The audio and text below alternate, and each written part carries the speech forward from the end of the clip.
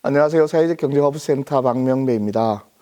오늘은 사회적 금융에 대해서 알아보도록 하겠습니다. 사회적 금융이란 말은 굉장히 생소한데요. 금융이라는 것 앞에 사회적이라는 말이 쓰여지니까 굉장히 좀 생소해 보일 수 있습니다. 국가가 성장하기 위해서는 여러 가지 성장 프로세스가 있는데요. 예전에 국가는 시설 기반, 포항제철이라든지 경부고속도로라든지 이런 쪽에 투자를 많이 했고요. 어느 정도 시간이 지나고 기술 기반 경제 성장을 하게 되는 거죠. 그러다가 지금은 가치 기반이라고 하는 새로운 성장 패러다임에 갇혀 있습니다. 이때 필요한 게 사회적 금융이 되겠습니다. 현재 우리나라에서 저같이 집이 있고 재산이 좀 있는 사람이 금융가 결국 은행에 돈을 빌릴 때 내는 이자가 3%에서 5% 사이라고 보시면 되는데요. 가난한 사람들은 이 돈을 빌릴 수가 없습니다. 그래서 3금융을 이용하게 되는데 그때 최고 이자는 24%까지 올라갑니다. 실제로 1,000만 원을 빌렸을 때 집이 있거나 재산이 좀 있는 사람은 연에 30에서 50만 원의 이자를 낸다면 가능한 사람들은 연에 240만 원 이상의 이자를 낼 수가 있게 되는 거죠. 이때 가난한 사람들이 훨씬 더 많은 이자를 내게 되는 것, 이것을 해소하기 위해서 우리 사회에서 사회적 금융이라는 것을 가지게 되었습니다. 사회적 금융이라는 것을 확대시킨 분은 그라민은행의 윤우스 총재였는데요. 우리나라에도 마이크로 크레딧 사업이라고 하는 소액무담보 대출이 현재 진행되고 있습니다. 그래서 앞으로 이것이 이제 사회적 자본으로 성장하는, 사회적 금융으로 성장하는 계기가 될 겁니다. 국가를 운영하는데 가장 중요한 물적 자본, 인적 자본, 사회 자본이라고 하는 건데요. 지금은 사회적 자본이 필요해지는 시기가 되어 있습니다.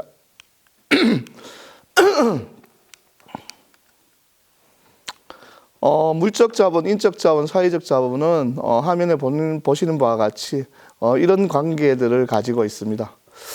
그러다 보니까 이제 새로운 형태의 새로운 경제 성장이 필요해지는 시기가 되었습니다. 그래서 국토부는 도시재생 사업을, 보건복지부는 커뮤니티 케어, 행안부는 마을 만들기, 마을 주민주도 이런 사업들이 진행이 되고 있습니다. 이게 국가의 새로운 성장 패러다임, 새로운 성장 중에서 가장 중요한 주민주도, 이런 게 사회적 자본이 된다고 보시면 됩니다. 과거에는 집집마다 공구가 있었는데 우리 안동에서도 동네에 공구함을 설치해서 공동 공구함을 가지는 것.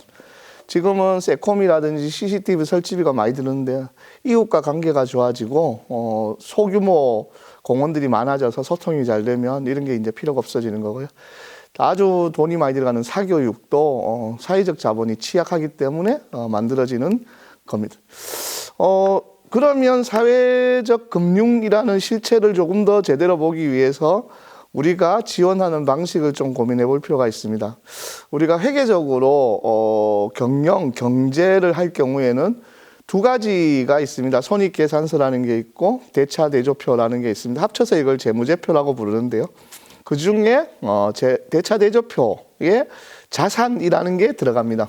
대차대조표는 자산과 반대편에 자본부채를 가지고 있습니다. 자산 중에서는 우리가 이야기하는 당좌자산이 있고 투자자산이나 또는 기술, 벤처 이렇게 할 수 있는 무형자산이라는 게 있습니다. 우리가 지금 하는 사회적 자본이라는 게 우리 사회에서 자산 중에서도 무형자산에 해당됩니다. 무형자산을 가치를 기반으로 평가하고 무형자산을 국가가 일정한 담보 역할을 해내고 가치를 기반으로 자산을 키워서 성장하는 시스템을 구축하는 것이 사회적 금융의 핵심입니다. 우리 가정도 마찬가지고 기업도 마찬가지고 성장하기 위해서 가장 큰 것은 자산을 키우는 겁니다. 과거의 사회복지는 수혜적이었습니다. 그러다가 2000년을 기점으로 국민기초생활보장법이라고 하는 것에 수급자, 국가로부터 받을 권리를 가진 사람들에게 돈을 일정하게 보충급여 형태로 주는 방식을 택했는데요. 지금은 수급자분들의 자산을 형성하는 제도를 가지고 있습니다. 기업도 마찬가지, 국가도 마찬가지. 자산을 형성할 때 자산을 어떻게 형성하게 할 거냐. 과거같이 제조 기반 할 거냐 아니면 기술 기반 할 거냐. 지금은 가치 기반 시대니까 가치를 측정해서 자산을 키우는 방식의 사회적 금융을 만들어 나가야 된다. 이렇게 볼 수 있습니다. 기술보증재단이 기술을 평가해서 담보액을 정했다면 앞으로 만들어지는 사회적 가치 재단, 사회적 가치 측정 지표 등등이 사회적 가치를 자산으로 성장할 수 있는 기반을 만들어낼 수 있고, 국내는 이미 미소금융과 금융위원회에서 운영하는 여러 기관에서 현재 사회적 금융을 만들어 나갈 시스템을 구축해 나가고 있습니다. 실제로 허브센터는 서민금융위원회에 한번 중개기관으로 등록을 한번 한 적도 있는데 여러 가지 방향으로 앞으로 사회적 금융은 확대가 되어 나갈 거라고 믿습니다.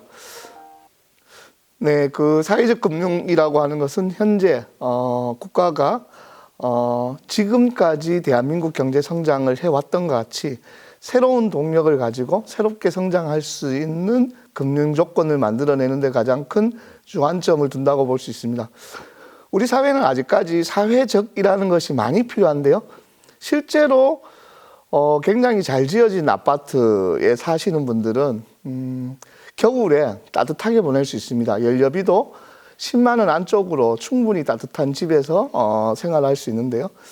농촌의 면 단위의 가난한 어른이 사는 집은 외풍도 심하고 기름 보일러를 실제로 설치해가지고 사용하고 있는데 월 40만 원을 들여도 따뜻하게 보내기가 어렵습니다. 이것이 사회적 불평등이라고 하는 건데요.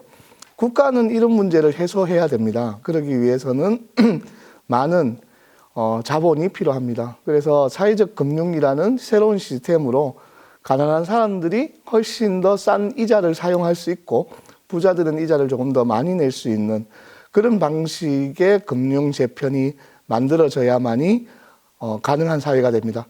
실제로 고도 성장을 하기 위해서 부자들은 싼 이자를 내어서 경제 성장에 일군을 하니까 부자들한테 돈을 주는 것은 투자가 되고 가난한 사람들은 돈을 주면 생활비로 써서 없어져 버리니까 비용이 돼버리던 그런 사회에서 가난한 사람들도 이제 자산을 형성하고 이를 기반으로 성장할 수 있는 프로세스를 가져야 될 것 같습니다. 마찬가지로 사회적 기업도 사회적 가치를 자산으로 성장하는 새로운 프로세스를 통해서 성장할 수 있는 기반이 만들어져야 된다. 이렇게 볼 수 있습니다. 오늘 사회적 금융에 대해서 알아보았습니다.